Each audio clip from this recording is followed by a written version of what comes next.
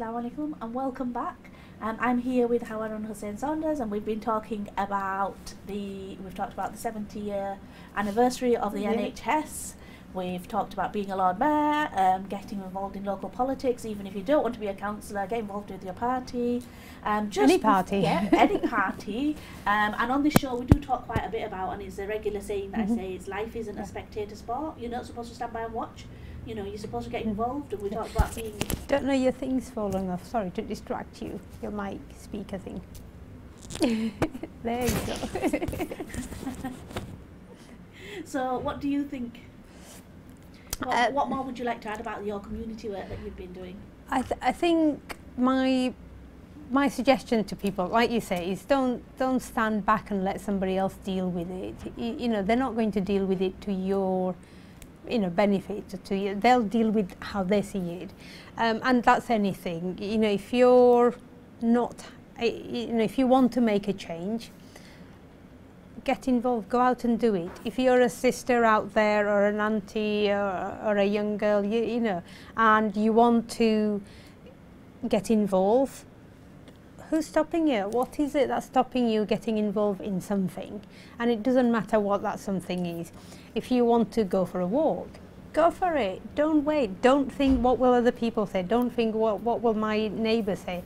If you want to go for a walk, prepare yourself, get some comfy shoes on, put a couple of layers on, so if you get warm you can take something off, and go, you know. And if you want to go and climb a mountain, Yorkshire Dales is is I don't know. You've done plenty of walking. 30 minutes, 40 minutes on the train. You don't even have to drive. You don't need a car. Get yourself a train ticket. Get out there. If you want to get involved in politics, do it. If you want to get yourself a job, do it. Don't wait.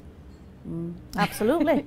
So basically what we're saying is the moment is now. Yeah. And it's really interesting, isn't it? Because you talked about transport and we talked quite a bit about walking. There's lots of benefits of walking, obviously, in terms of your personal health, but there is an impact on the environment as well. It is. You know, we have one planet, and I get really passionate about this, as you can see.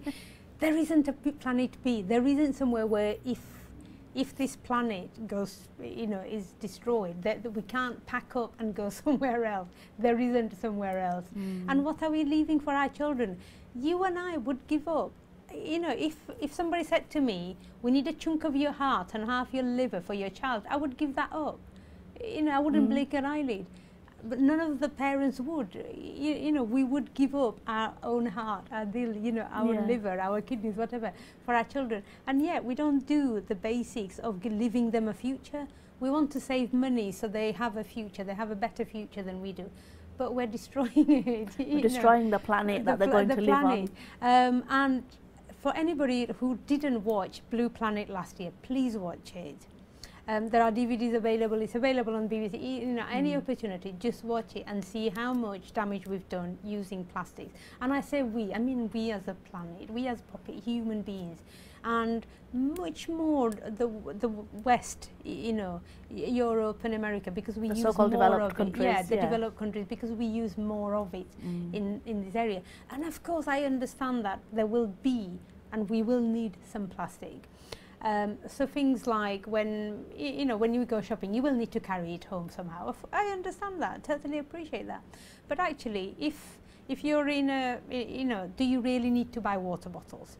That's my biggest bugbear. Well, I will come back to some really practical tips. But what I was just going to say, so this month is Plastic-Free July. Yes. And you just alluded to the Blue Planet programme, which is Richard Attenborough's programme exploring the world and the seas particularly, so the oceans and the seas. And one of the scenes in that was actually these seas of plastic, these huge mountains of gatherings around the sea coast, but also plastic inside animals, plastic straws stuck inside turtles, so that's the damage. So we may throw away plastic and we don't see it again, but it turns up in another part of our ecosystem. And one thing we have to remember is that all our lives are intertwined, they're all connected together. I mean, the thing, and what people don't realise is that, when you throw away what they class as biodegradable, anything green, like a banana peel or fruit or vegetables, you throw it away and it decomposes, it turns into soil.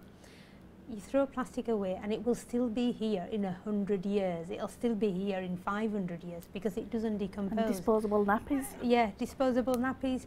And I don't want to. It's a whole world out there of, plastic issues actually. But my immediate thing is going to be, do the things you can do. Plastic straws is a typical one. When you have a glass of Coke, glass of drink, glass, of juice, do you really need a straw? Do you really need a straw to drink it? Use what God gave you. Use your lips. Yeah, can you not just use the glass?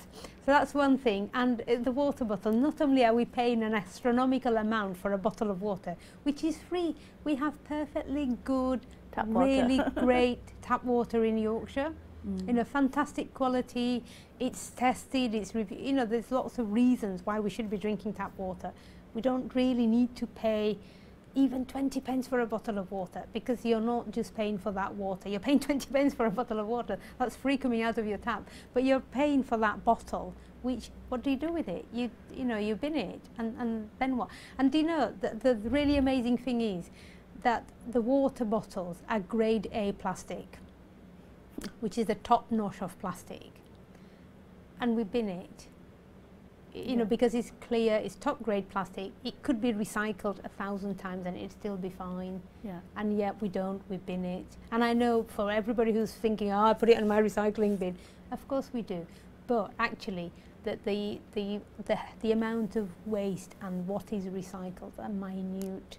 Yeah. So we need to do more about that. So let's break it down. So in terms of the plastic things, what can really simple things. So one is recycle everything you can. Yeah. In Bradford, in our city, we are allowed to recycle all our plastic food containers except the black ones, because the machine can't see the black on the conveyor belt, if you haven't guessed. But so we can recycle all our food, and we don't have to separate it. We can just pick it, put it all in one bin, and the council will take it every other week. Every 2 weeks, the council will come and take a recycling bin. So recycle as much as we can. We can't recycle plastic bags. So anything that's in a bag type, then it's not recyclable yet. So what we do is we just use less of it, where we can. So for example, if you go into your local supermarket and there is a bag of apple, or there is 6 loose apples, what you'll often find is the loose one, you get to choose what you're getting, and it's cheaper because it doesn't have the wrapping, and you're not getting a plastic bag with it. So actually, why would you pick a packet of apple in a plastic thing? I mean, I find it really funny when they start wrapping bananas up. Bananas come in its own wrapping. Nature's wrapping. Yeah, they're banana skin. I know, pineapple comes in its own wrapping. Melons come in its own wrapping. Why do we want to wrap it up again? If you're really, if you look at it and think, what? Tweet, send a message to your supermarket. If you don't want to tweet it, talk to the worker there and then and say, why have you got it there? Because it all gets fed back into the system. Don't get angry with them. Just say, look, I'm not happy with the fact that you're doing wrapping. And you don't have to do anything other than just say that, and they will feed it back to the manager, and then the company will change. If we want change, we have to instigate that change. So really, oh my God, I can't believe our hour together is nearly up, literally. So last thoughts on Plastic Free July, because we're going to do, I think we'll do a proper show about all of this, because it's part of our responsibility as Muslims, as humans who live on this earth. So one final thought on recycling and inheriting the world for our children.